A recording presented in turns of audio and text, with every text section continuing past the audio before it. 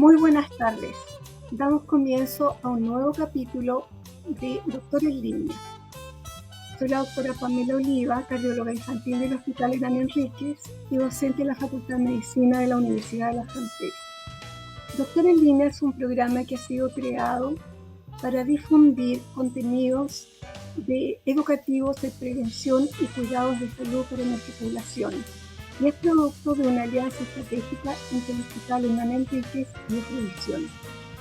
Se transmite en vivo para Temuco y Padre Las Casas, en señal abierta, de Concepción a Coyhaique por el canal 48 de Telsur y en todas las plataformas online de Ufromedios. Hoy día tenemos a un nuevo invitado, que es el doctor Jaime Fuentes de la Fuente. Él es neurocirujano de nuestro hospital y ha hecho estudio posgrado en medicina del deporte. Nos hablará de un tema muy interesante para la población adulta por su frecuencia, es lumbago y hernia discal. Junto a nosotros se encuentra la doctora Tamara Aliaga. Ella es médico gestora del consultorio de nuestro hospital y junto a ella seremos quienes realizaremos la entrevista al doctor Fuentes.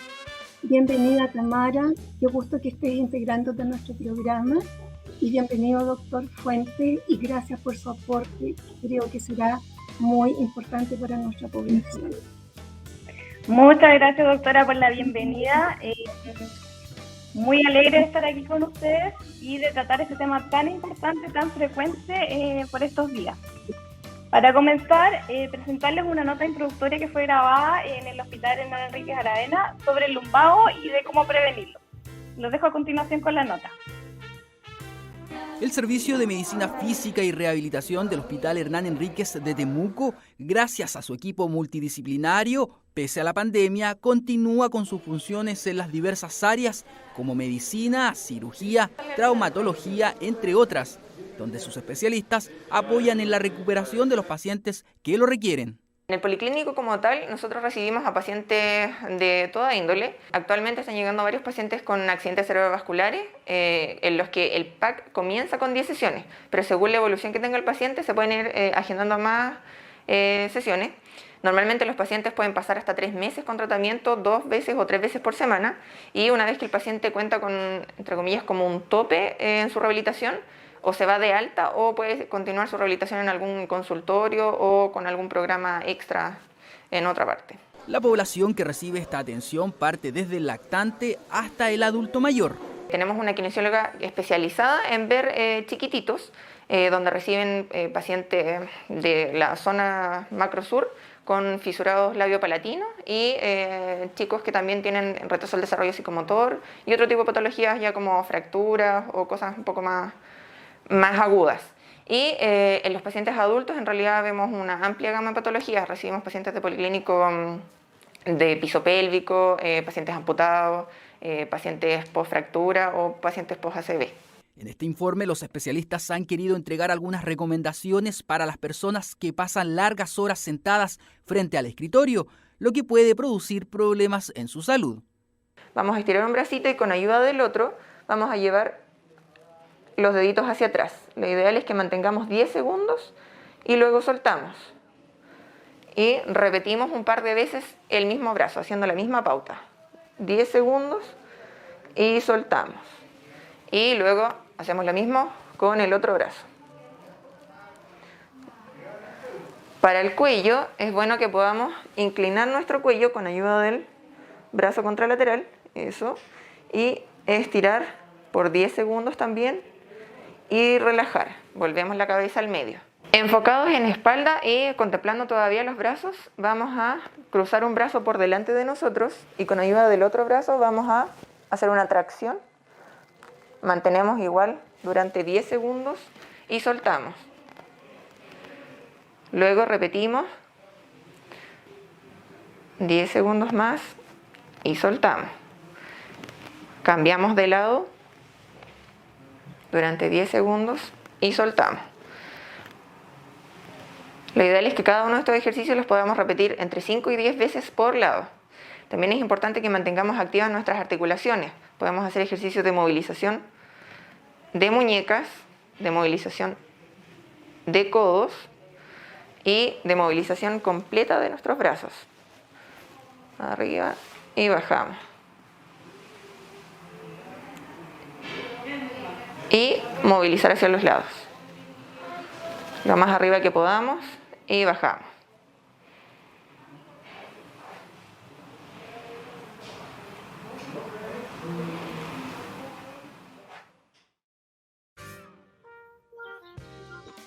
Súper, muchas gracias por la nota y comentarles en primer lugar que uno de los principales motivos de consulta en las urgencias de las consultas ambulatorias es el dolor.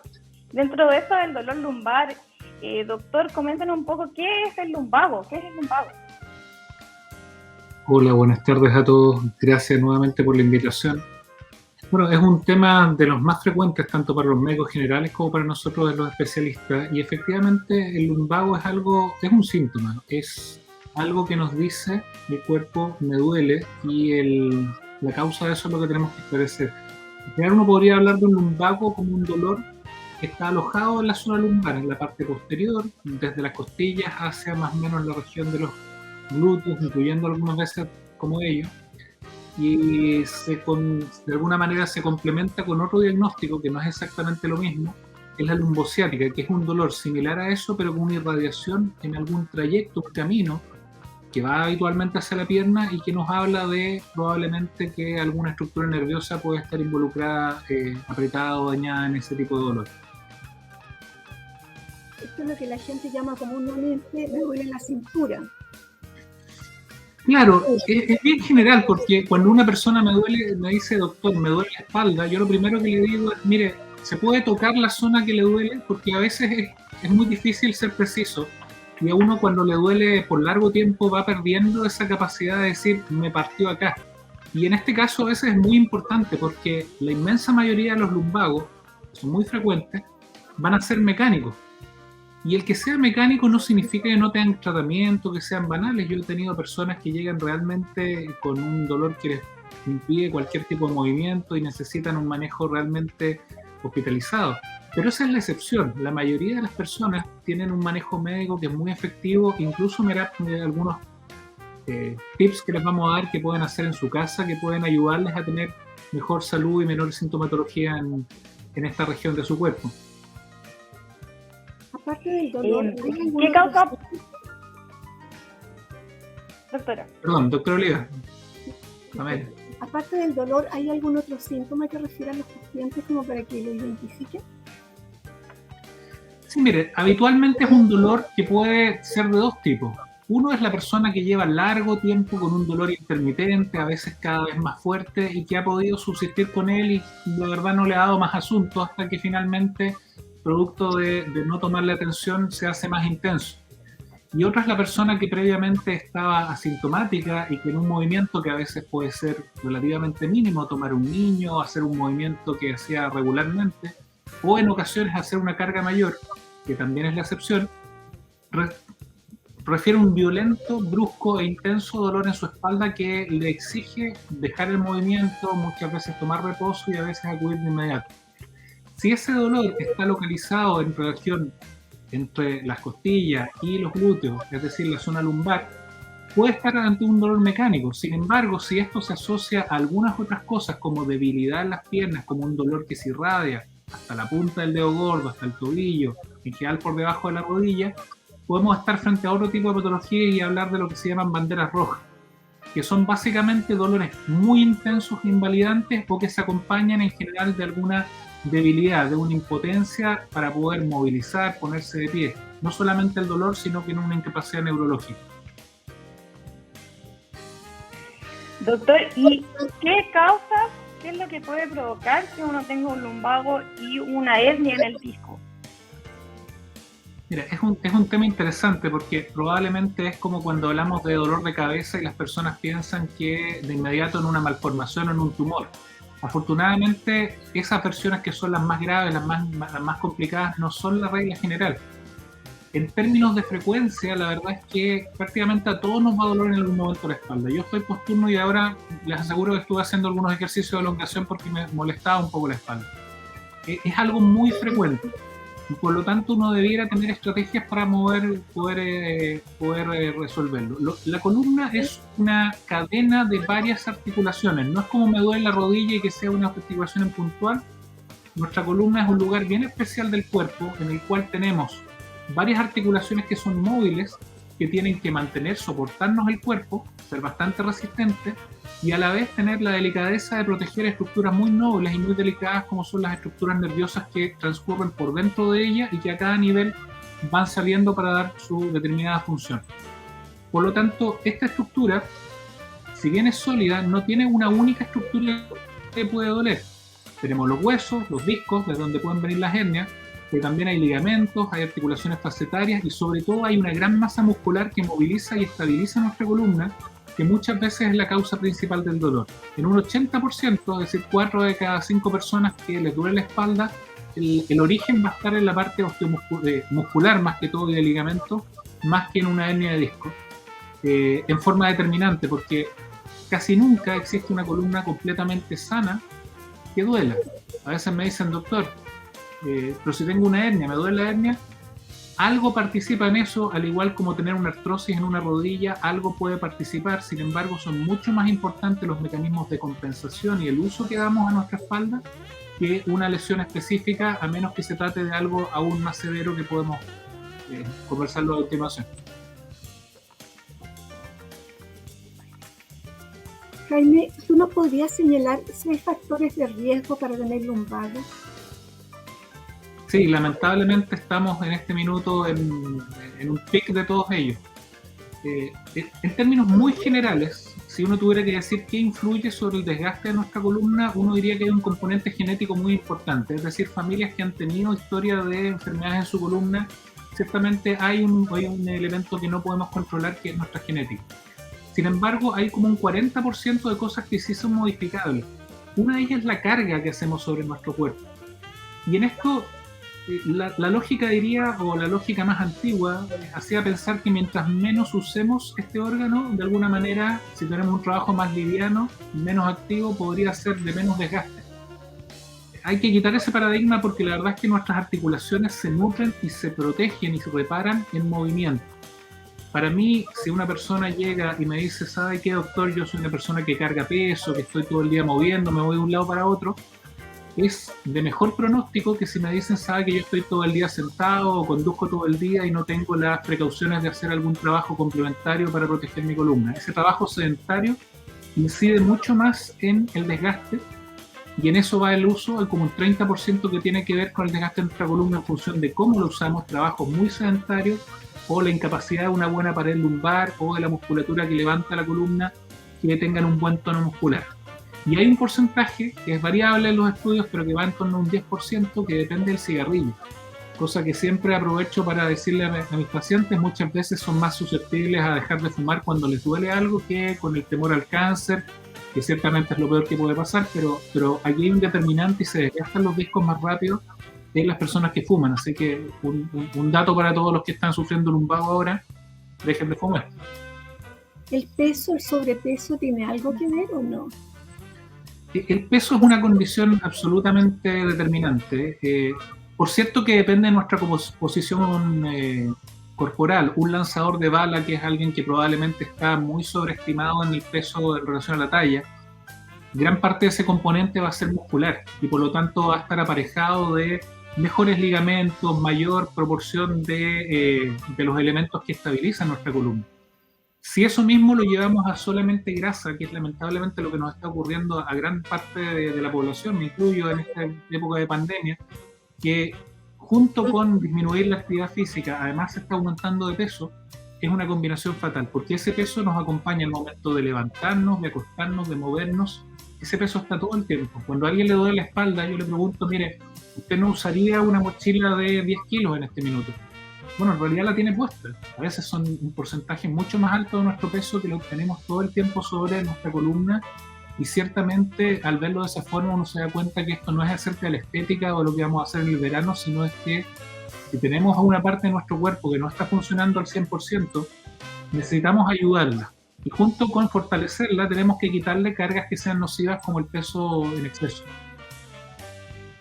Una persona que ha sufrido en alguna oportunidad lumbago, ¿cuántas veces podría llegar a tener antes de que uno debiera preocuparse? ¿Es recurrente sufrir de lumbago?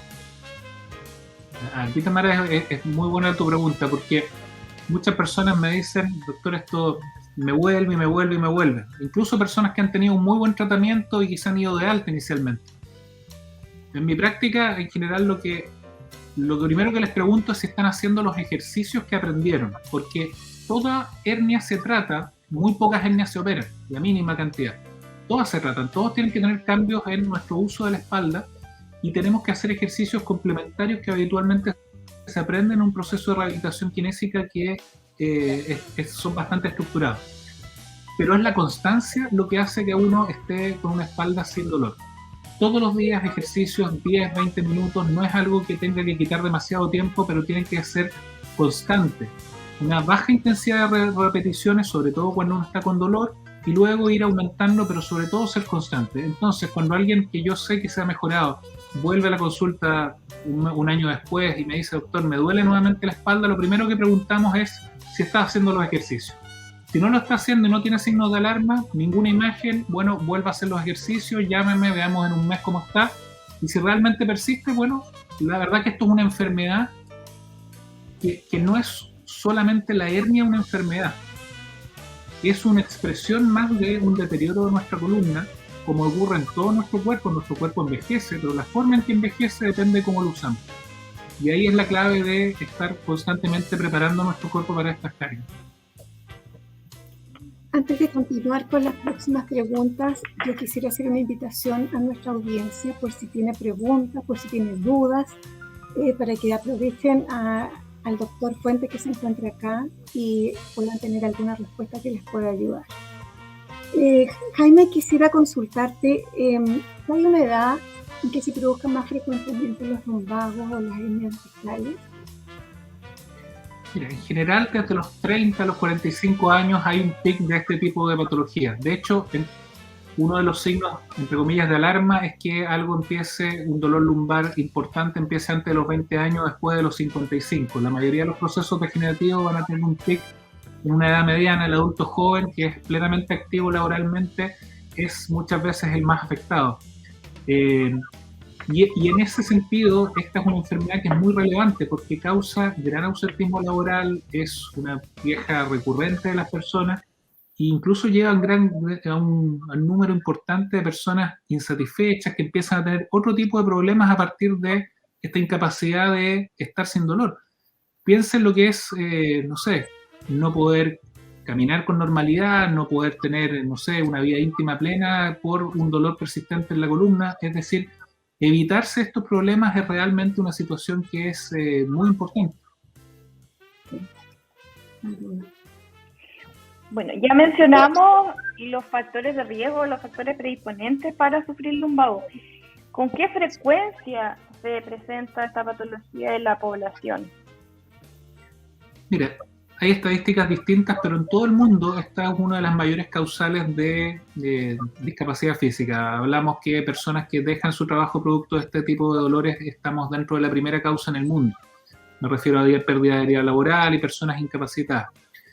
Se habla distintas estadísticas, pero que aproximadamente el 80-85% de la población va a tener un lumbago en algún momento de su vida. Hay otras estadísticas que derechamente dicen el 100%. La verdad es que es muy, muy frecuente. Ahora, dentro de esa población que tiene algún tipo de lumbago, no más allá de un 15 o 20% va a tener una hernia lumbar, que es otro tema que le preocupa mucho a las personas. Y de esas hernias lumbares, la lógica de un 20% se suele repetir en estas estadísticas, no más allá de 1 de cada 5 va a necesitar algún tipo de procedimiento, que no todas son cirugías abiertas. La verdad es que la medicina, como en todas las áreas, ha avanzado y determinar para nosotros qué le está doliendo es bastante importante porque, tal como les mencioné, en ocasiones el dolor viene de una disfunción del disco, en ocasiones esa disfunción del disco lleva al compromiso, a apretar alguna raíz nerviosa y en ese caso lo que tenemos que pensar es más bien en una descompresión. En otros casos hay una sobrecarga que lleva a que otras articulaciones dentro de la columna, las facetarias, estén doliendo y a veces se puede pasar, si es que no hay un buen resultado con el tratamiento médico, algún tipo de infiltración. Es decir, hoy día la medicina lleva a que el tratamiento sea enfocado en lo que a esa persona le duele y también en las necesidades de esa persona. Uno puede estar pensando en alguien, en un trabajador, una persona que pretende básicamente tener una vida relativamente normal, pero la mayoría de las personas hoy día buscan no solamente ir a trabajar, ir al colegio y volver, sino que quieren hacer actividad física, quieren saber si pueden hacer actividades francamente intensas. Hoy día le decimos, empieza a hacer actividad física, pero claro, puedo correr, puedo eventualmente hacer una clase de zumba, puedo hacer CrossFit. Todas esas preguntas son importantes y dependen de una buena evaluación clínica, porque ciertamente lo que deseamos es que cada una de esas personas sea lo más activa posible para precisamente ir en beneficio de su columna. Tú ya hablaste de algunos factores de riesgo. Por lo tanto, yendo a la prevención, que es un tema que a nosotros realmente nos importa y que es el objetivo finalmente de Doctor en Línea, ¿cuáles serían los puntos más importantes desde el punto de vista de la prevención del lumbago? Mire, es muy importante pensar en que estas articulaciones necesitan de movimiento. ¿Qué movimiento? Nuestra columna donde está más descansada, de hecho, es cuando está de pie y cuando cambia de posición. La posición sentada es una posición anormal. Y es distinto estar sentado con la espalda derecha apoyado a eventualmente estar recostado hacia adelante con la espalda curva y que básicamente nuestra región lumbar esté apoyada atrás y no nuestro dorso. Esa curvatura, ese como ir hacia adentro que tenemos entre los glúteos y la zona de las costillas, esa lordosis, es importante y descomprime los discos. Cuando uno tiene un hábito que es inadecuado, por ejemplo, sentarse muy hacia adelante, por ejemplo, al momento de recoger algo, la persona que flecta completamente su espalda, haciendo una flexión desde la cadera y flecta completamente su espalda para recoger algo, está forzando mucho más su espalda que una persona que flecta las rodillas y que baja con la espalda recta, que toma el peso y que lo mantiene ceñido al cuerpo cerca del contenido y lo levanta. Esa es una forma de evitar problemas en su columna porque está todo el tiempo trabajando con el peso repartido, equilibrado. Hoy día que estamos frente a una necesidad, ojalá que dure lo menos posible, de estar mucho tiempo frente al computador para muchas de las personas, la posición. Si se fijan, este computador me está viendo a esta altura porque yo le puse varios libros hacia arriba. Hay que buscar una posición en la que yo esté recto, en la que mis manos estén a 90 grados y que ojalá yo esté viendo la pantalla lo más recto posible. Es decir, preocuparme de que la posición que yo uso la mayoría del tiempo sea la correcta. Por otro lado, saliendo del uso puntual de la columna, el peso. Tenemos que preocuparnos de nuestro peso. Hoy día tenemos una epidemia que es incontenible desde el punto de vista de la atención que hacemos nosotros en los hospitales o en la consulta de especialidad. Las personas que son sedentarias y que suben de eso, además, están dilapidando todas sus articulaciones, en particular su columna. Y no es algo que a través de la cirugía se vaya a solucionar. Es muy importante que los niños, si ustedes tienen si a usted les duele la espalda, piensen en su hijo. Si su hijo tiene 6 y 9 años y es obeso, preocúpese porque si esa persona eventualmente es obesa en ese minuto, lo va a hacer con mucha probabilidad el resto de su vida.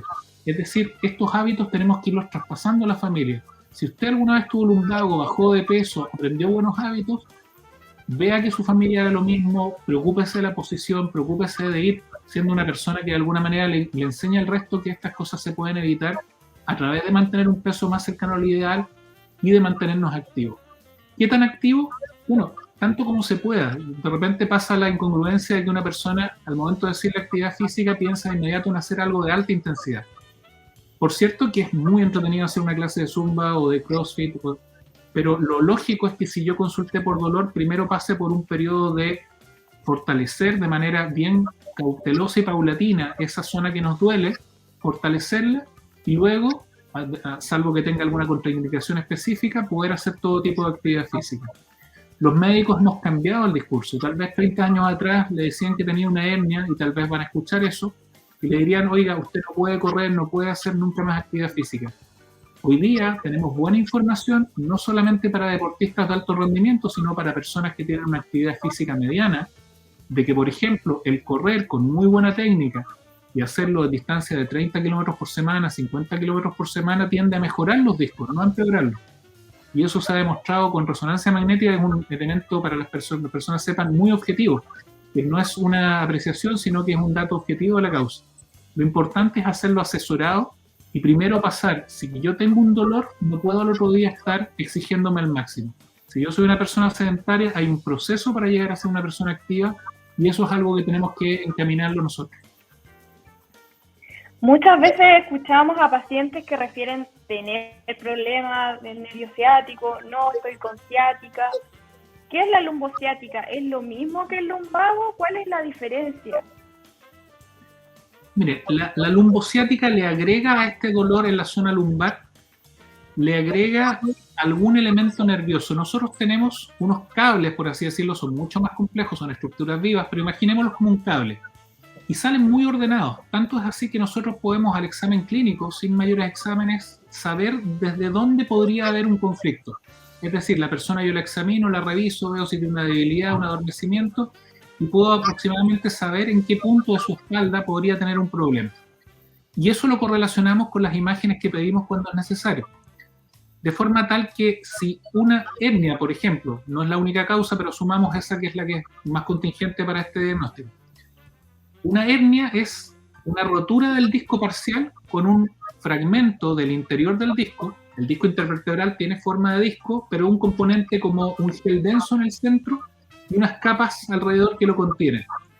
Si se fisura ese continente, ese anillo alrededor, se puede salir, se puede herniar un fragmento de ese disco. Y puede o no comprimir una raíz. Si la comprime, va a dar síntomas del territorio que inerva esa raíz. Es como si yo apagara un interruptor y tal o cual ampolleta se me apagara y yo digo, ok, el problema está en ese interruptor y no en otro. Y entonces viene la otra duda. Bueno, esa compresión se puede manejar de manejo médico siempre, el 80% va a responder con tratamiento médico, y en ocasiones hay situaciones en las cuales hay que descomprimir. Al descomprimir, las cirugías son mínimamente invasivas y lo que buscan es sacar ese fragmento y liberar esa raíz. No cambiar el disco por uno sano, no eliminar ese disco porque ese disco en su mayoría está cumpliendo una función y ciertamente no existen, por más que ha avanzado la tecnología, ningún reemplazo efectivo para los discos intervertebrales. Lo mejor es cuidarlos y conservarlos y tratamos nosotros de conservar al máximo la anatomía de esa persona para que pueda seguir funcionando y compensar su problema. Te quería consultar, Jaime, dado que el lumbago ya nos has contado que es de alta frecuencia y que es la mayor causa de ausentismo laboral, ¿cuándo debe consultar una persona por lumbago? ¿Va a depender únicamente de la intensidad de lo que sienta y de lo que pueda hacer en su casa? ¿O hay algunas indicaciones precisas cuando ya debe ir al médico? Bueno, aquí efectivamente depende de la intensidad. Es cierto que algunos lumbagos, la menor cantidad de ellos, son tan invalidantes que la persona termina en la urgencia ese mismo día.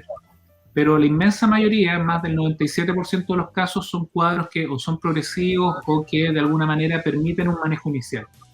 Si yo tengo un dolor leve, que puedo tomarme un antiinflamatorio, un paracetamol en la casa y tiende a bajar el dolor, lo más importante es ver si esto es recurrente. No debería ningún dolor pasar más allá de 2 o 3 semanas sin que se mejore. Si es un dolor de baja intensidad, con un antiinflamatorio de venta libre, como puede ser idealmente paracetamol, o algún otro inflamatorio que tenga, lo más seguro es el paracetamol, asociado a calor local, guatero tibio, esto saco semilla que se calienta en el microondas, aplicárselo unos 4 o 5 veces al día en la zona, eso debiera ser suficiente para que dentro de un par de semanas se liberara un dolor que sea mecánico, ¿de acuerdo?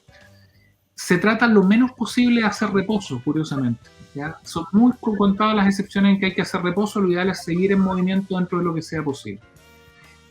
Si ese lumbago no se mejora o derechamente no responde a analgésicos, no responde a este calor local, es mejor buscar una ayuda en la consulta. Si es parte del sistema público, hay buena posibilidad de una buena atención integral a partir de los centros de salud familiar y los consultorios. Esto está protocolizado.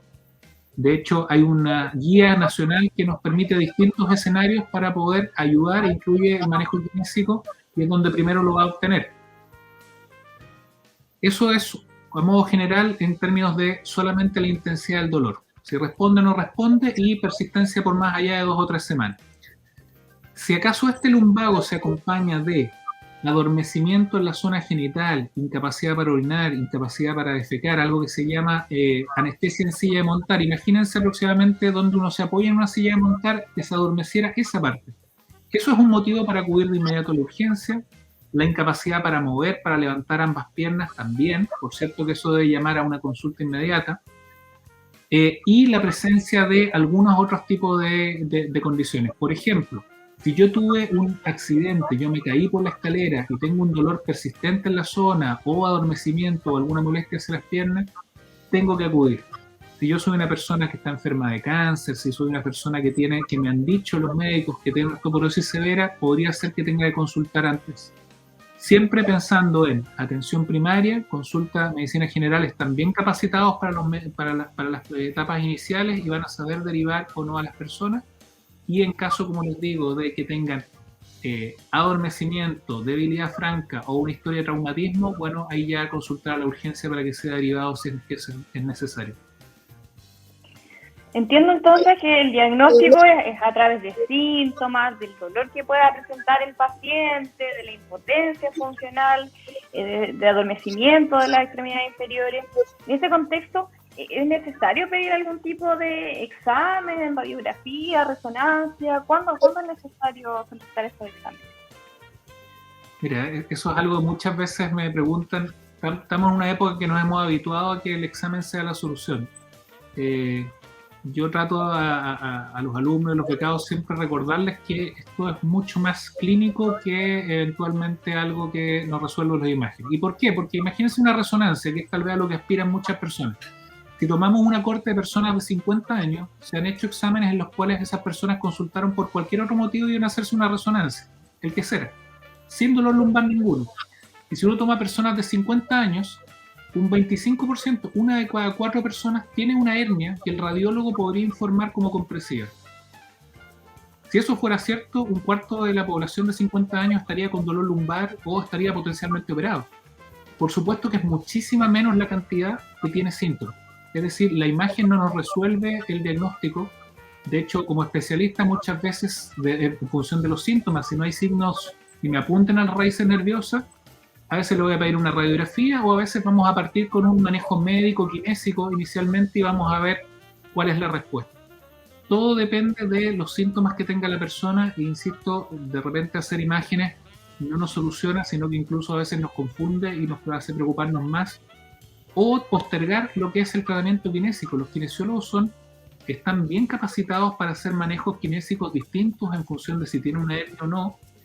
Y muchas veces a través de los síntomas ellos ya pueden iniciar terapias que son muy efectivas para aliviar el dolor, incluso antes de que sea visto por un especialista y que se tengan exámenes más sofisticados si es que son necesarios.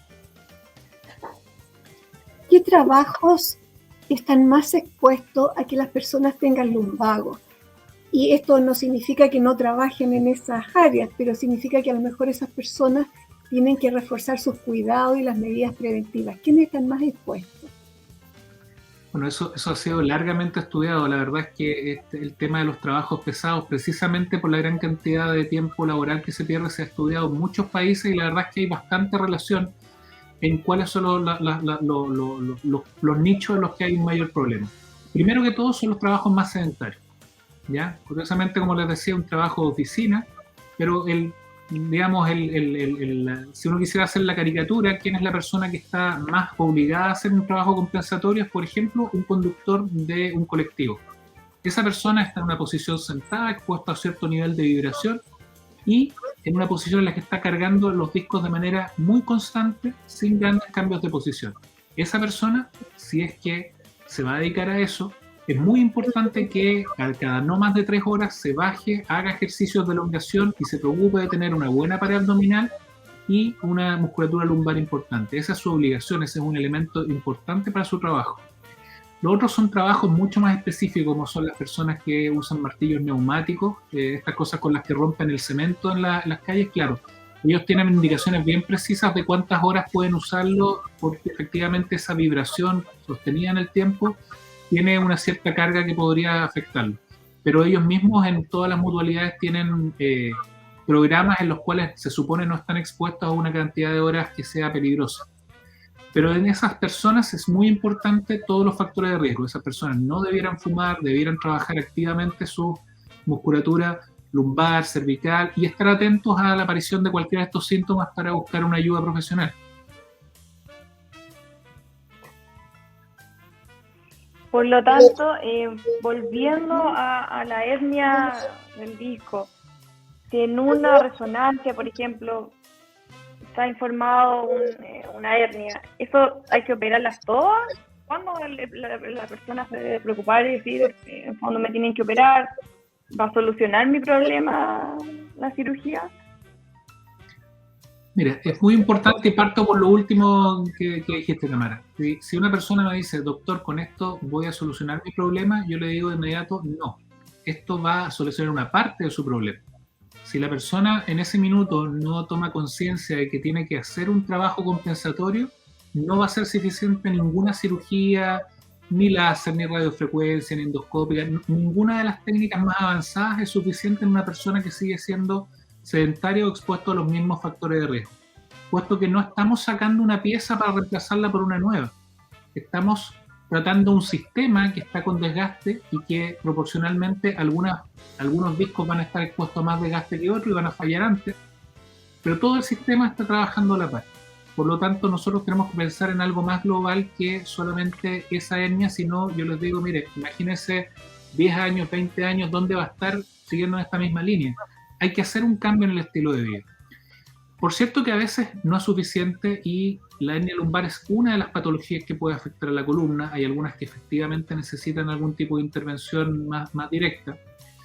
Si la hernia la entendemos como este fragmento del disco que a través de una rotura en la pared salió y está apretando la raíz, generalmente la cirugía va a tender a ser una descompresión, que puede ser hoy día un acceso pequeño, bajo microscopio, solamente se saca y se libera lo que está alrededor de la raíz, se trata con mucho cuidado, y esta idea que algunos pacientes tienen lamentablemente de épocas antiguas en las que la persona nunca más volvía a trabajar ni a hacer actividad, hoy día eso no es la realidad. La mayoría de las personas están un día hospitalizadas a lo sumo y luego van a hacer kinesioterapia ambulatoria. Y la mayoría de las personas que hacen un buen reintegro laboral, es decir, que se preocupan de estos factores de riesgo, vuelven a hacer una vida bastante activa y en general la misma actividad que hacían anteriormente. Antes de la cirugía de disco, ¿no?, viene el análisis de qué es lo que le duele, porque en ocasiones lo que duele no es una compresión mecánica directa sobre la raíz, sino el proceso inflamatorio. Cuesta imaginárselo, pero nuestro cuerpo reacciona contra todo lo que sea extraño. Y eso se produce porque en algún momento, cuando somos embriones, nuestro cuerpo aprende a reconocer todo lo propio y dice, de aquí para adelante, todo lo que no sea lo propio lo voy a rechazar. Y me voy activamente a dar una inflamación potente si es que aparece algo extraño. Bueno, curiosamente el disco es una estructura muy particular que por la forma en que se presenta queda completamente aislado del núcleo pulposo del resto del sistema inmunológico muy tempranamente, antes de que exista eso. Por lo tanto, en general, las primeras fisuras discales o una hernia aguda puede ser un proceso tremendamente doloroso que no necesariamente vaya a requerir una cirugía abierta. A veces requiere un tratamiento con corticoides, que son antiinflamatorios muy potentes, o a veces bloqueos directamente en esa zona, que son procedimientos, algunos de ellos que hacemos en pabellón, que bajo guía de rayos llegamos muy cercano a las raíces e infiltramos alrededor con una dosis muy alta de corticoides para detener ese potente proceso inflamatorio. En ocasiones el disco no está tan mal, hay un cierto desgaste, la raíz está bien, pero la persona tiene un dolor persistente, habitualmente en la espalda, hacia los glúteos, a veces hacia los muslos. En ese caso puede que unas articulaciones que son compañeras de los discos, que son las articulaciones facetarias, es como un trípode, tenemos los cuerpos vertebrales que están con el disco entre medio, el disco puede estar más bajo, y atrás hay dos articulaciones que están compartiendo el trabajo, habitualmente hacen muy poco, no más allá del 20%. Pero si el disco baja, estas articulaciones se sobrecargan. ¿En qué casos ocurre eso? Bueno, básicamente patología discal, sobrepeso o algunas personas que tienen angulaciones que son un poco fuera de lo habitual. Ese dolor puede requerir también una infiltración de las articulaciones facetarias, que es un procedimiento que se puede hacer, es percutáneo, ambulatorio, en general muy bien tolerado, y todos ellos requieren rehabilitación kinesíaca posterior. es imprescindible que la persona se ponga en la idea de que ella es parte activa de la recuperación, depende de ella. Jaime, cuando tú hablas de raíces, me imagino que te refieres a los nervios, ¿cierto? Sí, le denominamos raíces nerviosas a estos nervios que salen desde la columna. La verdad es que es bien complejo porque cuando uno habla del nervio ciático, la verdad es que el nervio ciático no sale de la columna. Es un reordenamiento, es como si tomáramos dos salidas de la misma autopista y un poco más allá se unieran en un camino común y se reordenan. Lo cierto es que más de una raíz puede llevar a la ciática. Para nosotros lo importante es determinar qué nivel es el afectado, porque hay personas al revés, que así como muchas hernias no son sintomáticas, hay personas que tienen 2 o 3 hernias. Y hay que discernir muy bien cuál necesita tratamiento y cuál no. Y para eso están los síntomas. Eso es imprescindible, los síntomas clínicos, para poder diferenciar. ¿Una mujer que tiene una hernia discal puede embarazarse? Sí, por cierto que puede. Ahora, es muy importante el consejo y la comprensión de que el embarazo es algo que es maravilloso, por cierto, pero por algo le dicen mejorarse finalmente al final del proceso, porque hay muchos cambios en la estructura anatómica de una mujer. Y esos cambios son previsibles, es decir, una persona que parte con un exceso de peso, muchas veces va a aumentar aún más ese sobrepeso, y si se agrega un problema en su columna, lo va a pasar muy mal, porque hay algunos tratamientos que no podemos hacer mientras está embarazada, y hay otros exámenes que también los tenemos relativamente impedidos en ese momento. Por lo tanto, si uno ya ha tenido molestia, toda esta recuperación, esta preparación, debiera anteceder al momento de embarazarse para que sea una experiencia lo más amable y que la disfrute de la mejor manera posible. Y la preparación y el correcto peso previo al embarazo es lo ideal. Por otro lado, durante el embarazo, en las etapas tempranas, si está bien orientada, va a poder seguir haciendo actividad física. La verdad es que gran parte del embarazo uno puede seguir haciendo ejercicios para la pared abdominal, para la espalda, pero sí es importante contar con con el consejo de la matrona, del ginecólogo que la esté viendo, para que tenga una correcta orientación respecto a eso. La mayoría de las mujeres es bienvenido que se mantengan activas durante todo el embarazo, les ayuda a tener una mucho mejor experiencia. Me comentan por interno que tenemos una pregunta de Carolina. ¿Nos podrían indicar cuál es la pregunta, por favor? Carolina González nos dice: ¿qué tipo de ejercicios se pueden hacer en caso de espondiloartritis? Mira, los médicos hablamos en clave, ¿ya? Todo lo que tenga que ver con espóndilo tiene que ver con la columna. Espondiloartrosis es un desgaste de las articulaciones de la columna. Lo que termine con itis tiene que ver con inflamación. En general, la espondiloartritis es la artritis facetaria. Es un dolor que es predominantemente en la extensión, es decir, la persona uno la flecta y cuando se echa hacia atrás tiene un dolor intenso en la columna lumbar, a veces hacia un glúteo, a veces hacia el muslo, nunca más abajo de la rodilla. En esos casos, en general, mostraron algunos ejercicios, Michelle, al principio, que son muy buenos. Hay que trabajar dos cosas. Uno, ejercicios que se llaman isométricos. Es decir, una persona que tiene problemas de la espalda, no queremos que haga ejercicios abdominales con flexión. Estos ejercicios de flexión, o ya sea, con carga o sin carga, pero en que la columna hace esto, están comprimiendo los nervios y de alguna manera pueden propender a hacer una nueva hernia o causar dolor. Los ejercicios tipo planchas, ¿ya? Es decir, que uno mantiene la posición. Uno se puede colocar boca abajo y colocar los antebrazos en el piso, tratar de mantener la espalda recta o los glúteos levemente elevados y mantener esa posición. 3 veces 20 segundos o menos. Aquí la clave no es hacer más de lo que sugieren, sino que hacer ejercicios suaves e ir subiendo de a poco la intensidad. Es una opción.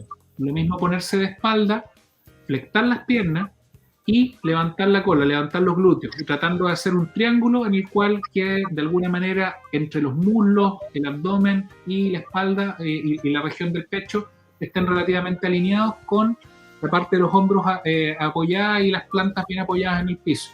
Eso también, 3 de 20 segundos. Estoy dando una receta de cocina muy básica, muy similar, que la pueden encontrar en muchos lugares. Y luego, cuando se va trabajando en más tiempo, se van haciendo cosas asimétricas, es decir, extender un lado, extender una pierna y luego mantener flectada sobre la otra. Y eso siempre, si uno pensara en 5 días a la semana, uno debería hacer 1 o 2 días de elongación. ¿Cómo hacer elongación? Bueno, depende del dolor que tengamos. Michelle mostró un ejercicio que es muy positivo, que es que apoyando la espalda completamente, uno lleve una de las rodillas hacia el pecho, la presione manteniendo la otra estirada suavemente. Nunca hacer ejercicios de tirar como balísticos que se llaman de enviones. Todo esto es progresivo. Si causa dolor, llegar hasta donde detiene el dolor y parar ahí. Y ir exigiéndose paulatinamente.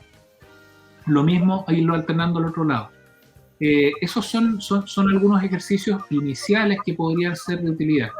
Si de alguna manera hay adormecimiento o si el dolor hacia las piernas empeora después de esos ejercicios, es mejor consultar al médico y que la examinen y ver si necesita un consejo profesional. Estamos llegando ya al final de nuestro programa, así que nos quedan unos pequeños segundos como para que Tamara nos haga una última pregunta y aprovechar la respuesta del doctor Fuente antes que se nos vaya. Como síntesis, ¿cuándo el paciente debe preocuparse? ¿Cuándo consultar en caso de un lumbago? Lo que nunca puede pasar con un lumbago es tener debilidad hacia las extremidades. Si uno siente que las piernas no se pueden mover, no las puedo levantar, están flácidas o tengo adormecido, si mi zona genital o mi zona perineal, como una silla de montar, están dormidas, consultar de inmediato. Si tomé antiinflamatorios y la verdad es que no me puedo mover, estoy bloqueado de dolor, no logro ningún alivio, también consultar. Me quedaría con esas dos indicaciones principales para consulta inmediata a la urgencia. Bien. Perfecto. Jaime, te queremos agradecer por todo tu tiempo, por tu experiencia y por todos los aportes. Yo creo que para nuestra población es súper importante poder conocer algunos cuidados que pueden hacer en casa y poder ayudarse ellos mismos a subsanar algunas dificultades que tienen en este caso con lumbago. También quiero agradecer a Tamara por haberse incorporado a este equipo de trabajo y ayudarnos a realizar esta entrevista. Así que quiero agradecer también a Ufrovisión, al hospital, por permitirnos llevar a cabo este programa, que esperamos sea una ayuda para todos los aspectos de prevención en nuestra comunidad. Agradecido, me despido hasta un nuevo capítulo. Buenas noches. Buenas noches, muchas gracias.